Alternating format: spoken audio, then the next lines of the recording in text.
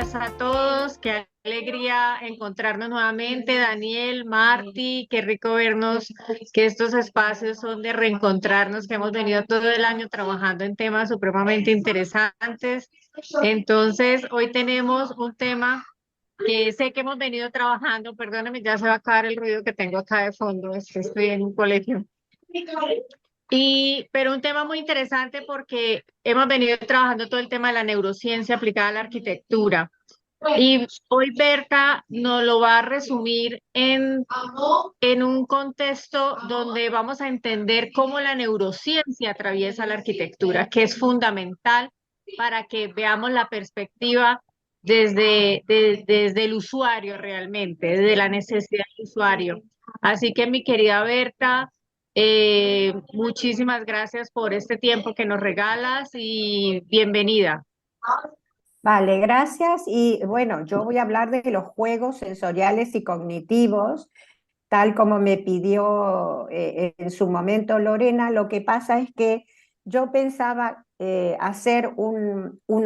pensaba atravesar la accesibilidad cognitiva, porque ahora, bueno, ahora voy a empezar a explicar todo dentro de tres minutos, pero yo pensaba hacer como un atravesado, una transversalidad de la neurociencia en la accesibilidad cognitiva, pero eso no da para este tiempo. Hay que hacer para que la neurociencia atraviese la accesibilidad cognitiva, necesito por lo menos 1 hora y media más, además de esta hora que voy a hablar de juegos infantiles, también atravesado por la neurociencia, que por otra parte yo pienso que es la primera vez que de manera internacional presentó esto, ¿verdad, Lorena? Porque realmente yo presenté en Madrid el libro de juegos sensoriales y cognitivos que se llama Arquitectura.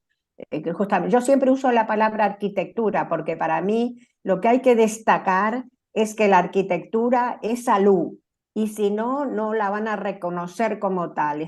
Yo soy una de las luchadoras en España por la arquitectura y la salud atravesada por la accesibilidad cognitiva y la neurociencia, pero cuesta horrores, horrores, por lo menos en España cuesta muchísimo hacerles entender que arquitectura y salud van juntas de la mano, que no puedes decir voy a hacer arquitectura y voy a hacer edificios para la salud, no.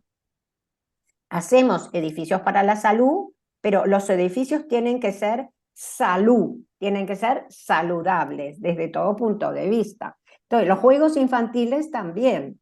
Este es el último libro que yo he publicado y creo que es muy interesante hacer una introducción, que es lo que voy a hacer, de accesibilidad cognitiva y luego pasar ya a neurociencia y juegos infantiles, sensoriales y cognitivos. No, aquí ya entramos directamente para no perder tiempo. Voy a hablar de arquitectura y neurodiversidad o neurodivergencia, como lo llamáis vosotros muchos en Latinoamérica, y el juego como estímulo sensorial, cognitivo y motriz, ¿vale? O sea que fijaos qué importante es este tema.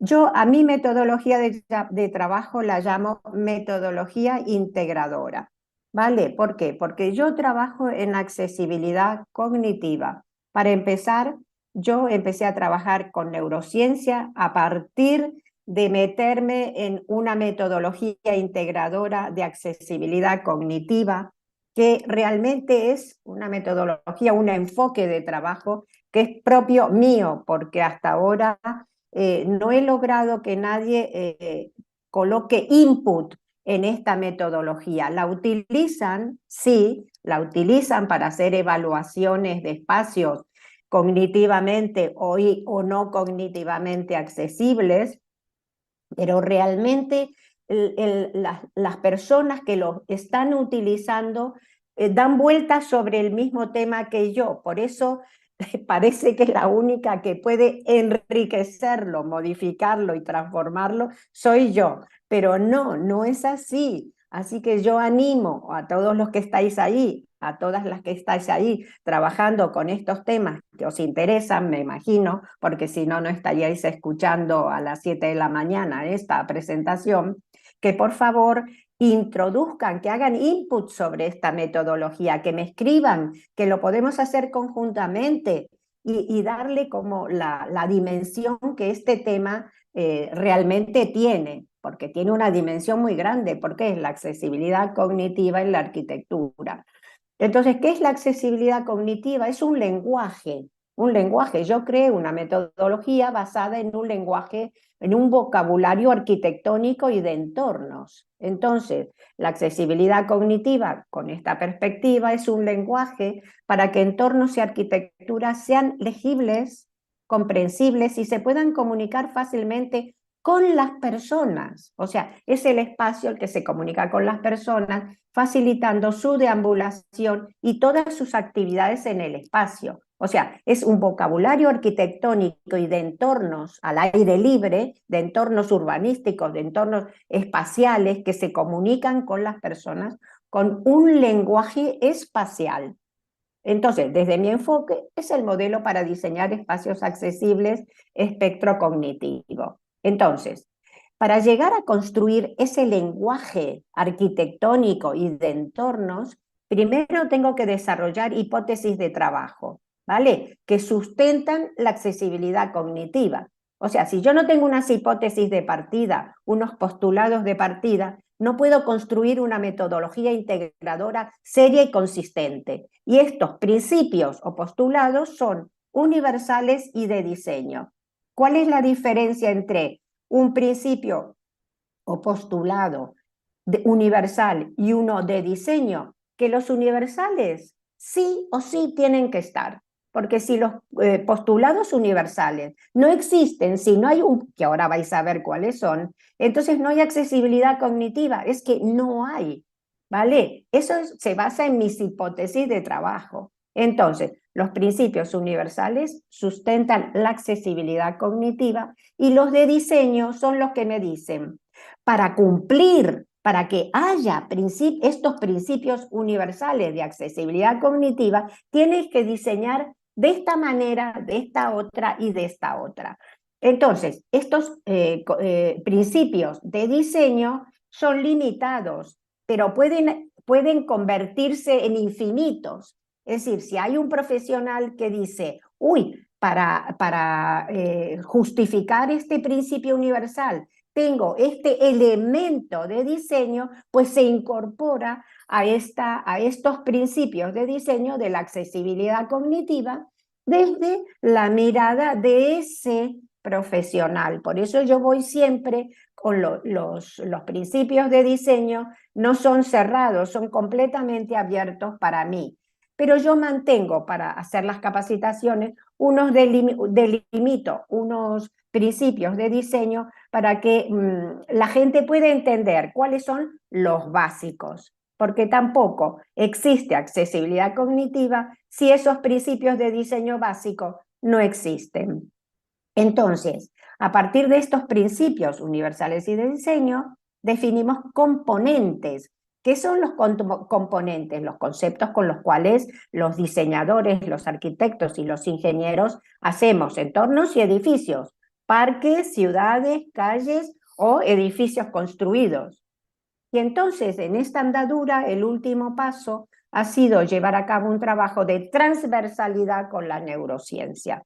Entonces, conceptos de neurociencia, si atraviesan los principios y los componentes del modelo, le dan realmente fundamento, consistencia y validez, porque si no, alguien me puede llegar a decir, ah, bueno, ¿y eso por qué? Entonces yo lo justifico estos principios en los conceptos de la neurociencia.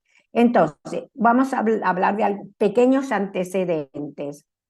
La accesibilidad cognitiva, desde mi enfoque, es un método innovador, participativo y de diseño de accesibilidad cognitiva para sensibilizar, desarrollar proyectos, hacer diagnósticos, hacer evaluaciones, pero es un método y modelo participativo ¿para qué? Para la comprensión de entornos edificios, porque crea un vocabulario espacial referente al lugar si es la parte espacial, y al tipo de señales responsables de la orientación. ¿Por qué? Porque si el lugar no habla, si el vocabulario arquitectónico no se expresa, tengo que utilizar como complementario un tipo de señales que sean responsables de la orientación, creando un sistema espacial de apoyos para la seguridad espacial cognitiva. Pero el modelo es mucho más que orientar. El objetivo es orientar, direccionar, pero además facilitar la comunicación con todas las actividades, con todas las funciones, con todo lo que sucede, o en un entorno abierto o en un edificio cerrado. ¿Por qué? Porque también sirve para relacionar a la persona con los lugares y las personas que hacen otras actividades. Entonces, estos son los principios universales. Ahora voy a mostrar los de diseño, que son básicos para entender la accesibilidad cognitiva. Y luego a partir de esto entraré ya en juegos sensoriales y cognitivos. Los principios universales son neutralizar el efecto laberinto, confusión interna del diseño. Cuando yo tengo un parque laberíntico, pero laberíntico porque que no es un laberinto formal como se hacía en el siglo XVIII, no. Es un laberinto porque yo entro en un parque y no sé para dónde ir. Y si eso también sucede en un edificio, que yo intento entrar en un edificio y no sé para dónde ir, lo que tengo que hacer es neutralizar ese efecto laberinto o confusión interna del diseño, porque el efecto laberinto es la principal barrera para que una persona se desempeñe en el espacio. Entonces, lo que tengo que hacer es romper el efecto laberinto. Luego también, ¿qué tengo que hacer? Otro principio universal. Si los espacios interiores o exteriores no están perfectamente encuadrados, encontrados unos con otros en sus uniones espaciales, va a haber confusión y desorientación. Entonces, ¿qué hay que romper? Las encrucijadas. Fijaos que para que haya estos principios universales, para que sí o sí haya accesibilidad cognitiva, yo hablo de romper el efecto laberinto y romper las encrucijadas. Y romper otra cosa más, los obstáculos del diseño. ¿Por qué? Porque a veces los profesionales o hacemos unos diseños complicadísimos que impiden que a las personas centren su atención y que no puedan trabajar con sus funciones ejecutivas, que son funciones neurológicas. Y aquí ya fijaos, aunque yo todavía en esta época no trabajaba con neurociencia, yo ya veía que si no eliminamos los obstáculos de diseño que impiden a la persona centrar su atención en moverse de un sitio a otro, es decir, poder tomar decisiones, y las decisiones las toman sus funciones ejecutivas, que son funciones neurológicas, pues esa persona no va a poder deambular en el espacio. Pero además de eliminar obstáculos del diseño, tengo que eliminar todos los obstáculos de colocación de elementos colocados en las paredes, en el suelo, de mobiliario confuso, que también impide centrar la atención. Luego tengo que crear referencias con o lectura fácil o señales gráficas o símbolos numéricos adaptadas a cada lugar. No confusión de referencias, confusión de señales gráficas, que unas son de unas formas y otras de otras. Tiene que haber acuerdo con todas las referencias, ya sean lectura fácil, es decir, textos sencillos, o señales gráficas coherentes unas con otras. No puedo colocar en un baño una pluma y decir que ese es el baño de una mujer, o una espada y decir que ese es el baño de hombres. ¿Vale? Entonces, crear referencias coherentes para que sean comprensibles. Y una cosa importantísima, que esto ya lo agregué posteriormente, es encadenar las secuencias espaciales de manera natural. ¿Qué quiere decir secuencias espaciales? Pues la secuencia espacial es que si yo entro a un edificio, El primer punto es el hall de entrada y la secuencia espacial es lo que sucede después. Entonces, si yo no encadeno las secuencias espaciales de manera natural, voy a producir un colapso atencional emocional y a eso lo llamo fractura, ¿vale? Entonces, ¿cuáles son los principios ahora para diseñar? Porque estos serán universales. Si hay efecto laberinto, hay que romperlo. Si hay encrucijadas, hay que romperlas. Si no hay textos fáciles, hay que crearlos. Y si no hay secuencias naturales, hay que crearlas. ¿Y cómo las creo? En base a los principios del diseño, que son estrictamente de diseño espacial y cumplen funciones de cimiento porque son organizadores formales, cromáticos y de la percepción. Son relaciones formales, funcionales y sensoriales. ¿Qué quiere decir esto? Que cuando yo creo, por ejemplo, una escuela, las relaciones no es únicamente colocar la entrada y colocar las aulas y colocar el patio, no. Tengo que establecer un sistema integrado de relaciones que van a ser de forma o de volúmenes, porque es un edificio, pero tienen que responder a funciones coherentes y a unas necesidades sensoriales de esos alumnos que pueden tener neurodiversidad o neurodivergencia, y esas relaciones sensoriales también deben ser coherentes, como veremos ahora en los juegos infantiles. Y entonces, el resultado es la arquitectura con enfoque de accesibilidad cognitiva o la accesibilidad cognitiva con enfoque de arquitectura. ¿Y cuáles son estos principios de diseño? Seguro que de esto luego me vais a preguntar, porque siempre me preguntáis. El primero es crear un efecto que yo llamo umbral. Pero, ¿qué quiere decir un umbral?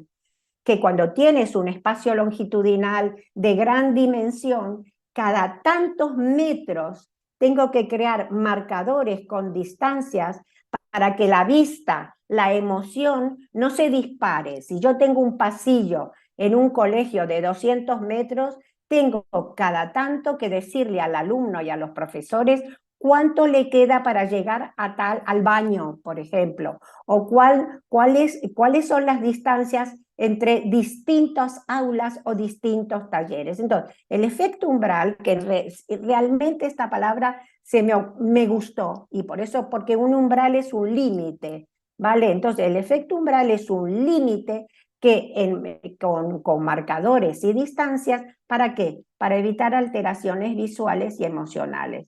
Entonces, estos marcadores pueden ser visuales, puede ser una figura, una dimensión, pueden ser táctiles si tengo alumnos que son ciegos de braille, pueden ser acústicos, pueden ser formales, cromáticos, porque cada tantos metros pongo un dibujo y dice, te faltan 10 metros para llegar a tal sitio, o tienes que atravesar tal otro pasillo para llegar a la dirección del colegio. En fin, son marcadores que el diseño los va a inventar. Yo no digo cómo tienen que ser, lo que digo es que hay que crearlos, porque si no lo creas, lo que vas a tener son alteraciones emocionales en las personas que están circulando y deambulando. El efecto agrupación y segregación son organizadores visuales de la percepción, ¿vale? Entonces, agrupación, segregación, digo que si voy a poner 20 puertas en un pasillo y hay una puerta muy importante, la segrego, por ejemplo, de forma y color, de tal manera de que yo organice visualmente, introduciendo importantes fenómenos de la percepción visual como son la agrupación y la segregación. Y agrupación por formas, agrupación por colores, o bien segregación de algo que yo quiero destacar. ¿Y qué quiere decir crear inferencias o referencias con la semántica de la forma? Es que la misma forma me lleve a determinada función.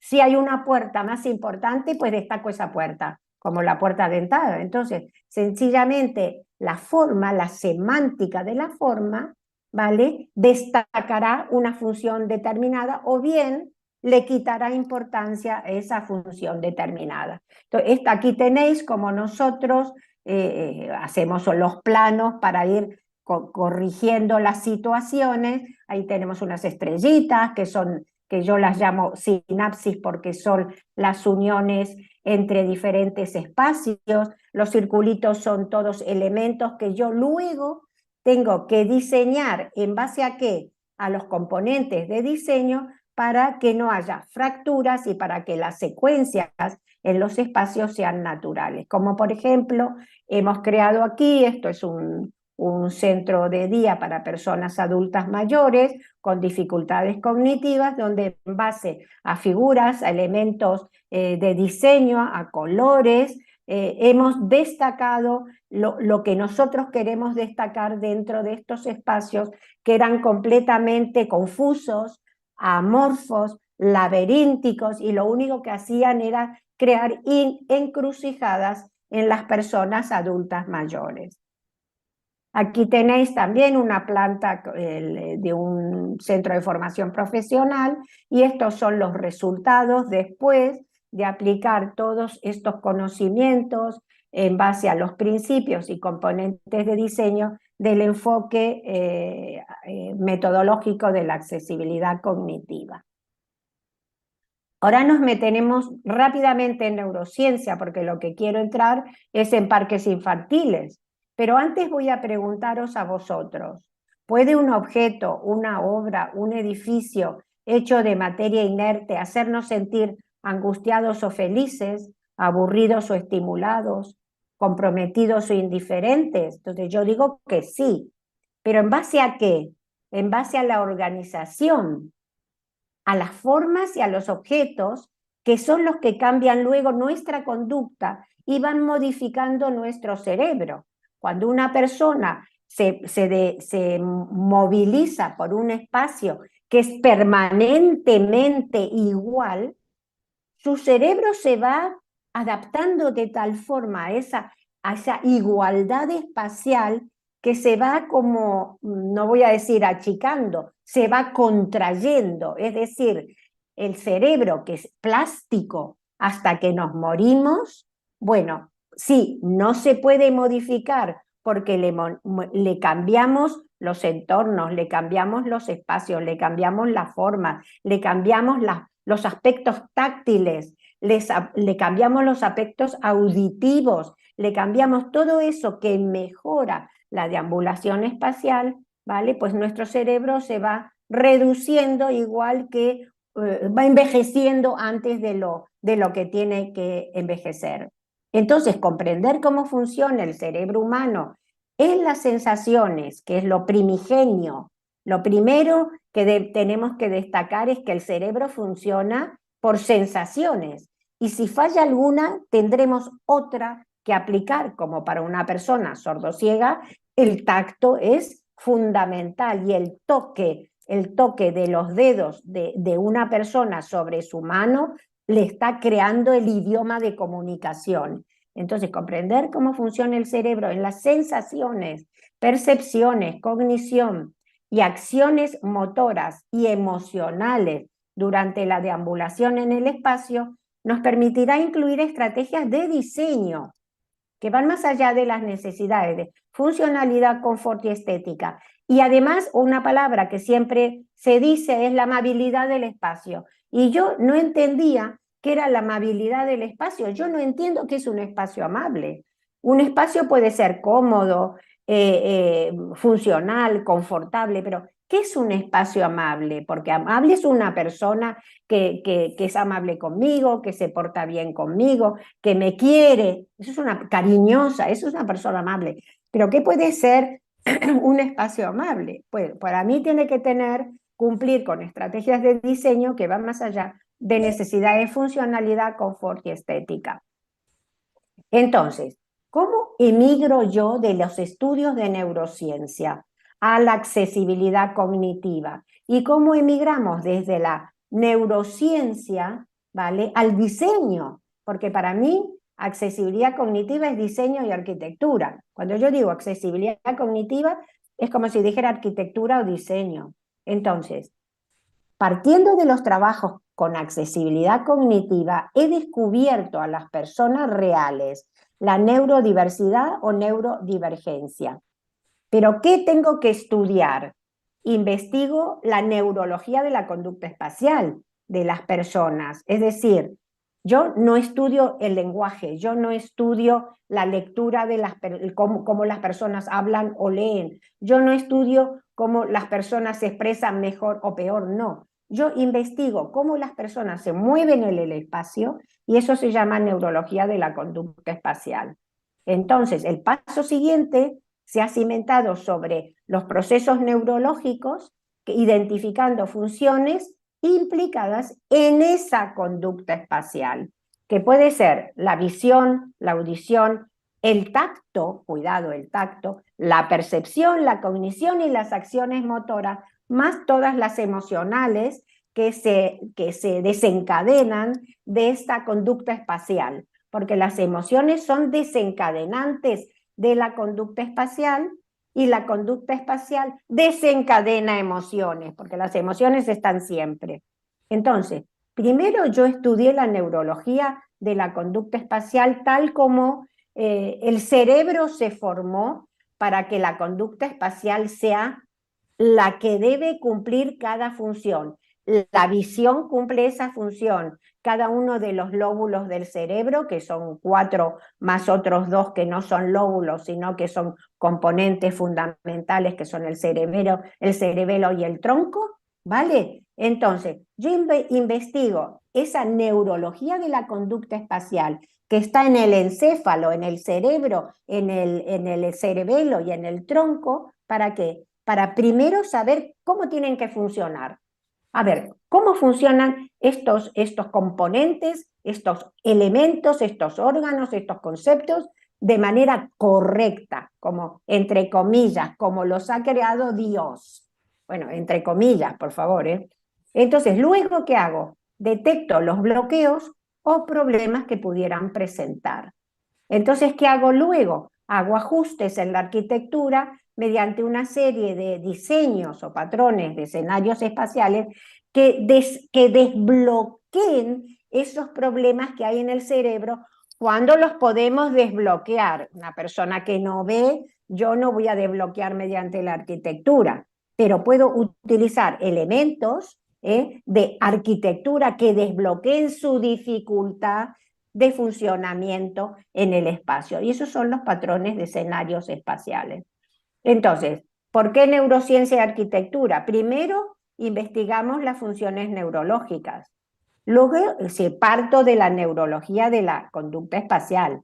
Estudio su normalidad y sus bloqueos en el desenvolvimiento espacial, ¿vale? Y luego, ¿qué hago? Formulo un listado de perfiles funcionales que respondan a esos bloqueos. Y para cada uno de esos perfiles funcionales, creo patrones de escenarios espaciales. ¿Para qué? Para esos perfiles que presentan bloqueos, de tal manera que el resultado son escenarios espaciales con accesibilidad cognitiva que desbloquean muchos de esos bloqueos de las funciones neurológicas. Esto parece complicado, pero no lo es. Es estudiar dónde está el problema y resolverlo mediante los entornos y la arquitectura.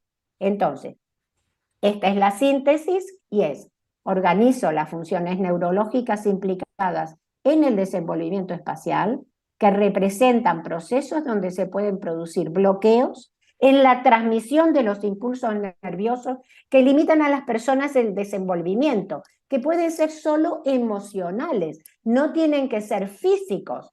A veces el cerebro funciona perfectamente bien y los músculos funcionan perfectamente bien, pero en el interior del cerebro los impulsos nerviosos relacionados con las emociones limitan el desenvolvimiento de las personas. Y en base a estos perfiles propongo patrones o escenarios espaciales. Entonces, ¿cuál es nuestra función? Este señor que tengo dibujado aquí, que es Christopher Alexander, que se murió lamentablemente hace pocos años, creó lo mismo que yo creo. Los perfiles de escenarios, los patrones de escenarios espaciales que yo creo para la neurodivergencia o neurodiversidad, él los creó para los diferentes espacios urbanos. Entonces, él me inspiró para decir, si este señor hizo 1500 patrones de plazas, yo no voy a crear 1500 patrones de escenarios espaciales para la neurodiversidad, pero yo sí puedo crear 25. Y es lo que hice a continuación. Entonces, una vez que queda claro que yo lo que estudio es la neurodiversidad como una cantidad, como una especificidad dentro de la neurociencia, de condiciones, de funciones neurológicas que se bloquean y yo entonces mediante la arquitectura tengo que resolver, entramos en la arquitectura y neurodiversidad y los juegos como estímulo sensorial, cognitivo y motriz. Entonces, esto para mí ha sido una investigación, ¿vale?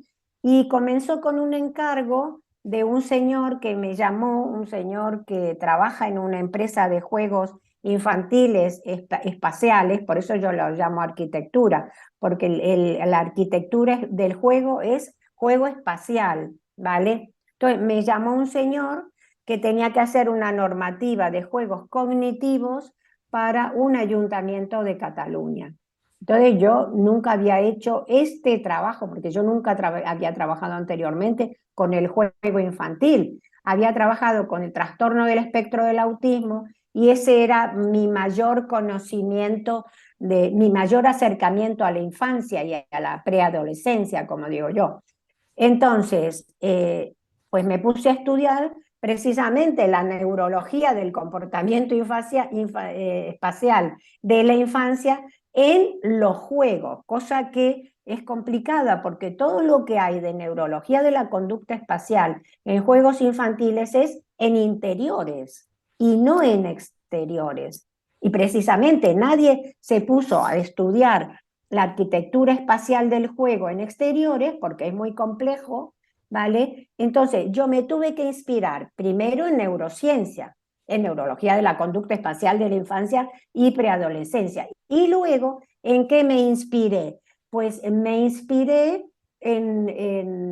precisamente en todo lo que yo sabía de accesibilidad cognitiva que podía complementarse con la neurología de la conducta espacial en el juego. Y por supuesto, de lo que ya sabía de autismo, de síndrome de Down y todo lo que yo sabía de otros síndromes que yo había ido estudiando cuando publiqué el libro del autismo. Entonces le entregué a este señor una normativa, entre comillas, porque yo solamente le entregué la investigación que había hecho para que ellos en ese ayuntamiento, si querían, lo convirtieran en normativa. Entonces, esta investigación comenzó con un encargo y luego el resultado ha sido, como él me permitió escribir un libro, pues escribí el libro. Entonces, este libro tiene recomendaciones técnicas para el diseño de juegos infantiles en áreas exteriores recreativas. Pero eso realmente se basa en lo más profundo del deseo y la necesidad del juego infantil, porque sin juego infantil no hay aprendizaje de la vida adulta. Y esto hay que decirlo y es lamentable cuando esto sucede en niños que viven en situaciones terribles de guerra o situaciones de maltrato o situaciones de negación de la infancia, que todavía en nuestro mundo sabemos que hay mucho. Y entonces este librito, porque yo lo llamo librito, completa el conjunto de investigaciones que con base teórica y experimental tienen su anclaje en mis 11 libros anteriores, ¿vale? Y trabajo sobre accesibilidad cognitiva, neurociencia y arquitectura, ¿vale? Pues entonces, ¿cuál ha sido mi metodología de trabajo en este caso? Primero me basé en accesibilidad cognitiva y en la neurociencia, que fueron poco a poco dándome los instrumentos teóricos para cambiar el enfoque del diseño del juego, ¿vale? Del juego y de la arquitectura y de la experiencia del proyecto.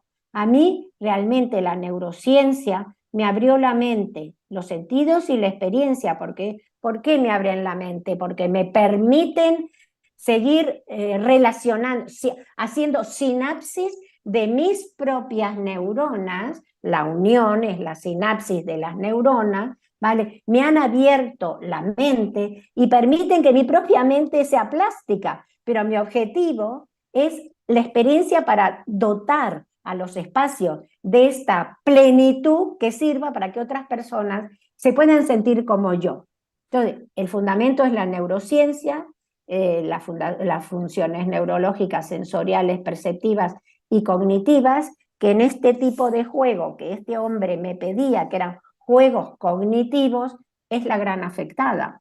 Pero él me pedía juegos cognitivos, pero lo que no podemos hacer es separar lo sensorial de lo cognitivo. ¿Sabéis por qué? Porque un niño que tiene problemas sensoriales, no cognitivas, sensoriales, dificultades con los sentidos, ¿vale? Puede tener problemas cognitivos derivados de la interacción de esos problemas sensoriales, como pasa en el autismo. O sea, rotos los problemas sensoriales o controlados los problemas sensoriales, ese niño puede no tener ningún problema cognitivo, pero al contrario, problemas cognitivos pueden crear problemas sensoriales. Y qué hablar de la percepción, porque la percepción es fundamental. ¿Por qué es fundamental?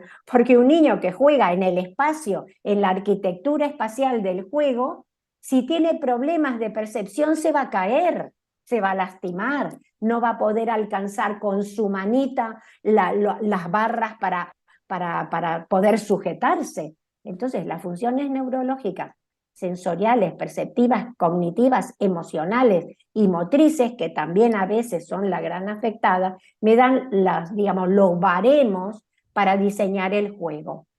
Y entonces tenemos que ver qué sistemas neurológicos están implicados, y para eso apelo al sistema nervioso humano, ¿vale? Tengo que ver la cognición, el aprendizaje y la acción en el espacio, tengo que analizar el cerebro emocional y visceral, tengo que analizar el sistema límbico y las emociones. ¿Qué son todos estos? ¿Qué es el cerebro emocional y visceral? Pues lo que me permite, lo que hay dentro de mi cerebro para que yo pueda sentir la emoción que siento en este momento hablando con vosotros, ¿vale? Y el sistema límbico es precisamente el engranaje de las emociones, ¿vale?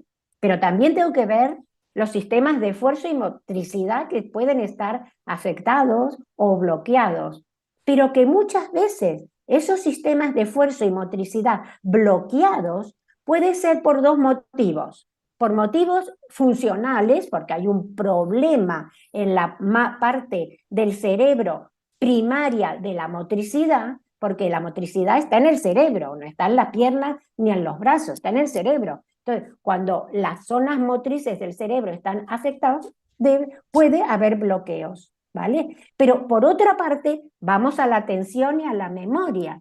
Muchas veces la motricidad funciona, pero está bloqueada por temas de atención y memoria. Como veis, el cerebro es maravilloso, bueno, el sistema nervioso humano, pero lo más importante está en el encéfalo, que es el cerebro, el cerebelo y la conexión con la médula, que es a través de los nervios, donde yo llevo la parte motriz a la musculatura. Esto no se puede aprender en 10 minutos, tengo que poner gráficos, pero no hay tiempo para esto porque yo prefiero mostraros los juegos que hemos diseñado para estos problemas. Entonces, en base a temas sensoriales, perceptivos, cognición, motricidad y emociones, hemos diseñado los juegos infantiles. A ver, el cruce entre neurociencia y arquitectura de juego se basa en estímulos, y los estímulos generan conexiones, ¿vale? Pero como es juego y el juego es algo muy especial, el juego no es un trabajo, el juego es juego. El juego es lo que el niño necesita hacer para formar cerebro, para formar conexiones cerebrales, para poder generar todo lo que el ser humano necesita para ir desarrollando, para ir aprendiendo, para ir formando al futuro hombre o mujer o lo que sea del mañana, ¿vale? Entonces, los estímulos generan conexiones, pero teniendo en cuenta la regulación emocional, lo que hay que evitar son conexiones generadas por emociones negativas. Entonces, cuando yo trabajo con el juego infantil, que es algo tan importante, porque el juego es para niñas, es para el niño o la niña o lo que sea, cuando digo lo que sea, puede ser niña, niño o niñe, como dicen algunos, ¿vale? Pues lo que tengo que pensar es que lo que tengo que generar son conexiones que no sean negativas, que el sistema límbico y la amígdala, que es lo que se ponen de punta cuando no hay regulación emocional, tengo que controlar que no haya emociones negativas debido a qué? Al miedo a subirse a un juego, a las fobias, a las dificultades que pudieran tener los juegos, por ejemplo, girar, colores excesivos, sonidos excesivos o simultaneidad de ambos. Es decir, yo no puedo lanzarme a hacer un juego sin pensar qué emociones negativas, qué estímulos negativos pueden crear, ¿vale? O sea, yo quiero crear estímulos porque generan conexiones cerebrales, sinapsis cerebrales, pero que no sean negativas debido a las emociones, fobias, miedo que eso puede generar. Entonces, como la interacción de procesos neurológicos, por supuesto, es inmanente a las funciones neurológicas, son los estímulos los que generan conexiones.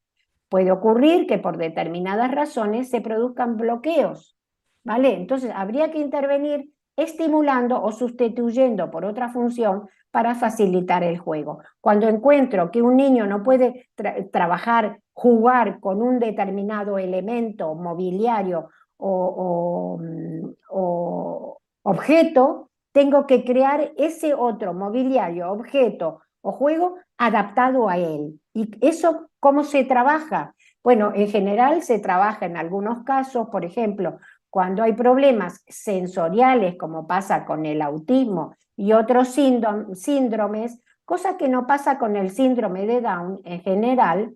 Entonces, trabajo con la integración sensorial. ¿Qué quiere decir integración sensorial? Que de manera controlada, en ambientes controlados, trabajo los juegos en base a diferentes sensaciones, sentidos que me facilitan el estímulo que provoca ese juego. Entonces, trabajar con los problemas de la integración sensorial facilita una organización sensorial, pero estructurada en ambientes controlados. Es decir, eso ya me está diciendo que una parte del parque tiene que tener juegos organizados sensorialmente. ¿Para qué? Para que puedan ser controlados. Ni mucho ruido y mucha luz, todo junto, porque eso es el estímulo excesivo y eso provoca descontrol. Entonces, ¿cómo vamos a trabajar ahora? Viendo juegos de coordinación visoespacial y acción motora, la praxis, la actividad motora, la exploración como experiencia integradora, los juegos sensoriales, ¿cuándo qué? Cuando hay dificultades de procesamiento y organización, cuando hay problemas con sonidos, imágenes, movimientos, olores, gustos, lo que dije antes de la integración sensorial. Tengo que ver qué mezclo y qué no mezclo, porque le puedo crear muy serios problemas. Y la percepción, que es solo ella tan importante que solo la hablaré después y veréis los problemas que puede crear un juego cuando un niño tiene un problema de percepción, como el autismo u otros síndromes. ¿Y qué pasa con la cognición? Que es realmente lo que este hombre me pedía que yo hiciera, juegos para la cognición. Pues tengo que analizar la velocidad de procesamiento. ¿Qué quiere decir eso? Que cuando estoy haciendo un juego, tengo que ver con qué velocidad procesa el niño o el preadolescente, porque no le puedo crear tal velocidad que él no tiene, y entonces, o bien que no pueda utilizar ese juego, o bien que se dañe el niño, que su velocidad cognitiva de procesamiento cognitivo intelectual es más lento, y tengo que permitir la lentitud de su procesamiento cognitivo en el juego.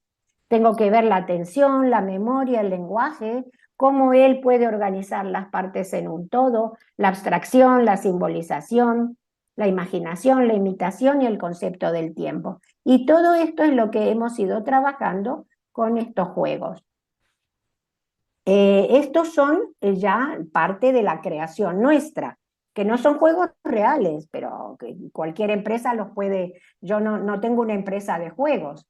Entonces, coordinación visoespacial y acción motora, ¿qué hace? Estimula la agilidad y los reflejos. Y es algo tan sencillo como una caminata básica, como estímulo cognitivo motor, porque el niño que, que tiene dificultades motoras, motrices, también va a tener dificultades cognitivas porque todo el emocional va a cargar su parte cognitiva.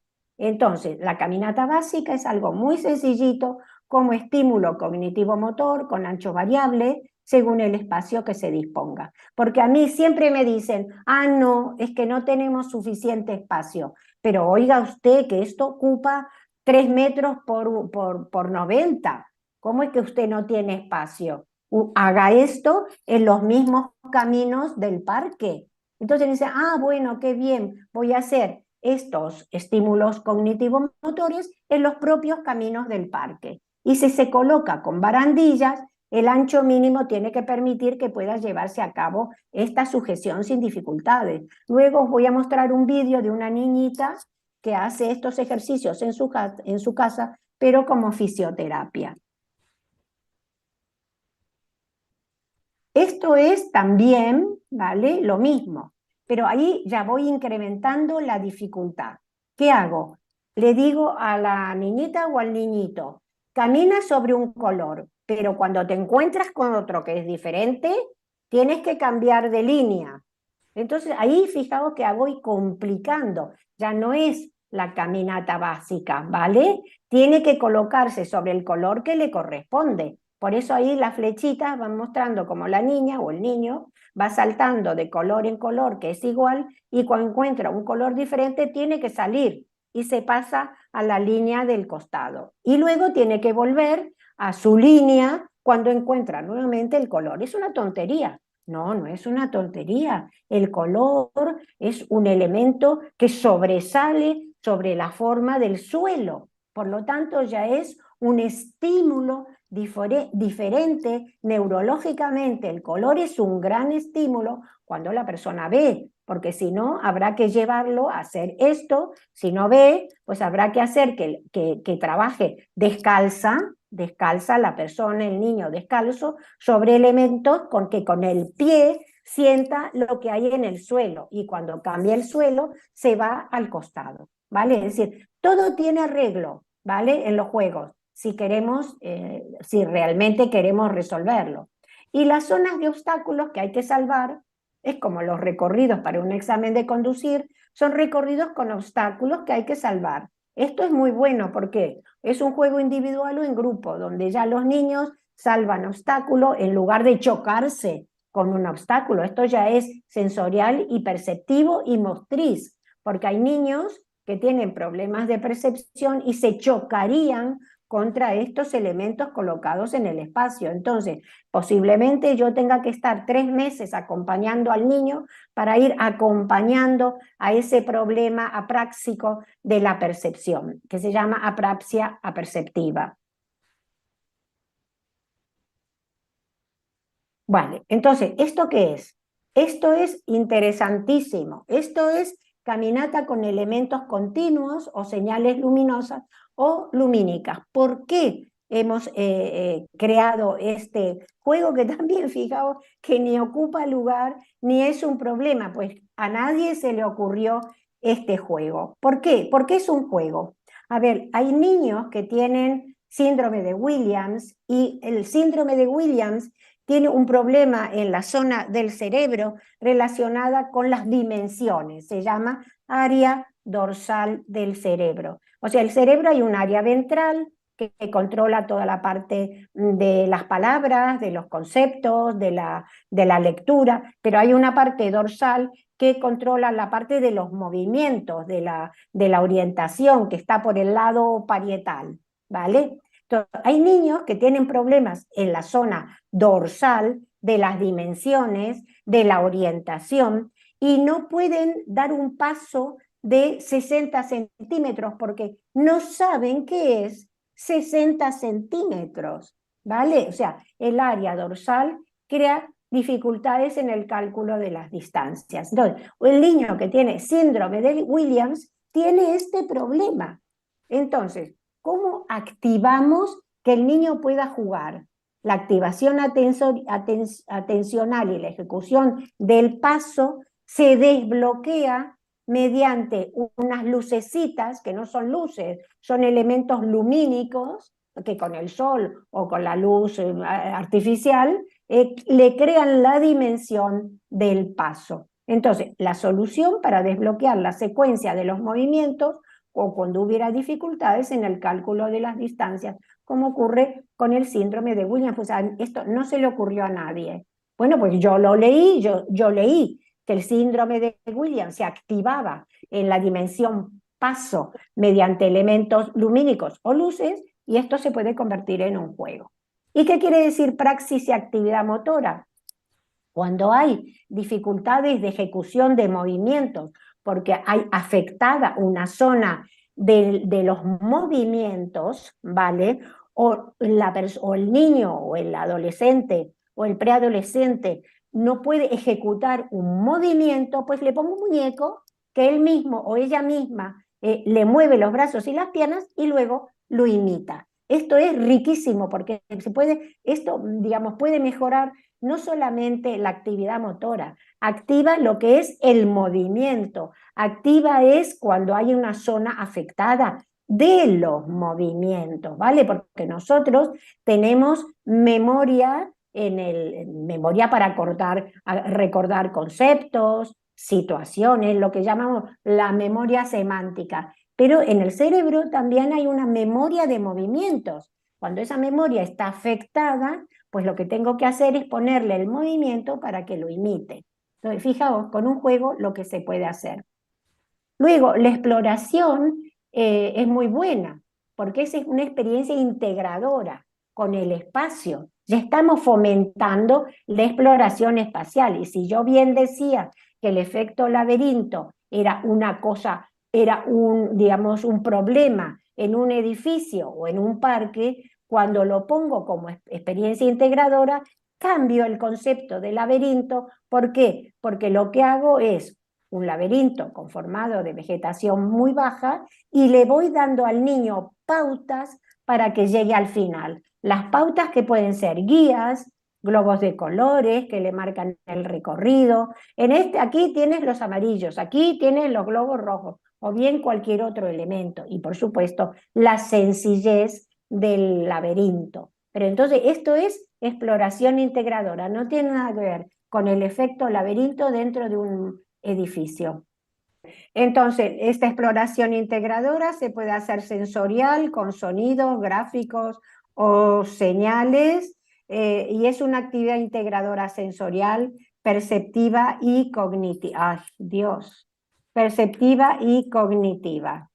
Y ya no queda mucho, bueno, sí queda. Bueno, sigamos. Entonces, esto es percepción. La percepción es fundamental, porque si no hay una percepción, si hay bloqueos en la percepción, tengo que trabajar con ellos para que pueda haber un rastreo visual, auditivo y espacial, donde el niño pueda ir reconociendo el espacio y no tenga problemas espaciales, que es precisamente sufrir accidentes en juegos que son muy complicados en algunos casos. O sea que empiezo tranquilamente por el rastreo espacial, que es meter una pelota en los agujeros, nada más que eso. Lo siento, no sé qué le pasa a esto. Y entonces, mediante ese rastreo espacial, que es visual también, o puede ser auditivo, o puede ser sencillamente, si no es ni visual ni auditivo, llevarle la mano al niño para que meta la mano dentro del agujero y meta la pelota. Pero hay un problema con la percepción, que son las agnosias aperceptivas, que deforman la realidad, por problemas de las funciones neurológicas. Sobre todo hay el tálamo, que es por donde pasan todos los sentidos menos el auditivo, puede sufrir lesiones y entonces en función de esas lesiones hay distorsiones y la percepción se fragmenta. ¿Qué quiere decir distorsión de la percepción? Que no se leen bien las dimensiones. Es decir, que para subir la escalera crees que el escalón tiene más de 50 centímetros y solo tiene 17. Y fragmentada significa que tú fragmentas, si tienes la percepción fragmentada, el espacio lo ves completamente craquelado. Por lo tanto, los juegos tienen que tener en cuenta este tipo de dificultades que se llaman agnosias aperceptivas, porque todo lo que sean barras, colores, troncos, escaleras, si no son muy seguras, los niños no van a poder identificar los elementos de agarre. Por lo tanto, hay que crear para estos niños elementos más simples, como este puentecito que cruza aquí, donde sencillamente el niño va cruzando de un sitio a otro. Ahora, esto es muy bonito porque precisamente los niños que tienen la percepción focalizada, ¿qué quiere decir focalizada? Que les gusta mirar por un tubo o que les gusta mirar en todos los detalles que hay sobre la alfombra. Cuando una alfombra está llena de miguitas de pan, hay niños que van recogiendo las miguitas de pan porque tienen percepción focalizada. Entonces, hay que aprovecharla y le hacemos un foco a través del cual puede ver la luna, las estrellas, etcétera, etcétera. Estos son sencillamente sensoriales de atención y memoria, porque el niño tiene que hacer varias actividades a medida que va girando este tío vivo calecita, con algo muy importante, que es que los asientos se giran por si el niño tiene afectada una de sus manitos. Es decir, si el niño puede manejar la derecha, pues hay que colocarle para que pueda manejar la campana con la izquierda. Estos son sensoriales, con sonidos diferentes, y esto es, ya estamos llegando un poco al cuarto final. Esto, cuando hay parálisis cerebral, tenemos que recurrir a colores, sonidos, balancines, elementos sensoriales que permiten que el niño, a través de lo que pueda utilizar, mueva los colores, mueva las palancas y sobre todo esté en una zona tranquila con otros niños que tienen otro tipo de dificultades que pueden ser sensoriales o cognitivas, como los que están sentados en el suelo. Un teatrillo fomenta el lenguaje, la imaginación, y esto es la organización, que es la misma de antes, organizando por áreas las dificultades sensoriales, cognitivas, de la percepción y motrices.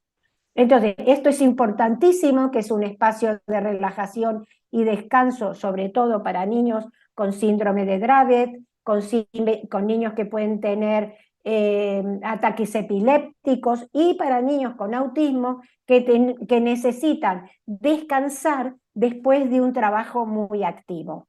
Esta es la organización, que ya es accesibilidad cognitiva, y es que la zonificación debería facilitar la identificación de los elementos de juego. Y esta es la organización que hemos puesto al final en el libro, con los diferentes juegos en zonas de diferentes intensidades sensoriales, perceptivas, cognitivas, emocionales y motoras. Y ahora os paso este vídeo.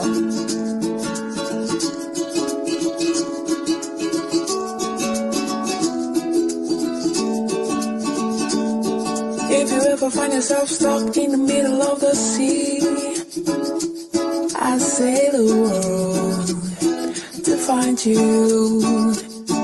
If you ever find yourself lost in the dark you can't see, I'll be the light to guide you.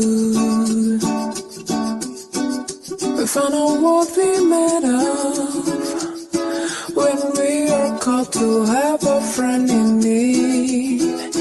You can count on me like 1, 2, 3, I'll be there. And I know when I need it, I can count on you like 4, 3, 2, you'll be there. 'cause that's what friends are supposed to do. Oh yeah. Ooh, ooh, yeah, yeah. If you're twisting and you're turning and you just can't fall asleep, I'll sing a song beside you. And you ever forget how much you really meant to me. Bueno, voy a terminar ya porque ya es repetir. Esta niña es la hija de un concejal del Ayuntamiento de Córdoba. Este señor es amigo mío y me mandó el vídeo para mostrar lo que puede hacer la fisioterapia, pero el juego, porque esta niña está en su casa, pero todo esto se puede convertir en juego sensorial y cognitivo y la niña no está todo el día metida en su casa con el fisioterapeuta. Pues para terminar, aquí tenéis todos los libros publicados, ¿vale? Desde los primeros de accesibilidad cognitiva hasta el último, el de juego, que para mí es fundamental, es importantísimo. Y nada más, muchísimas gracias por aguantar y nos vemos en otra No, divina, ocasión. Berta. Gracias a ti.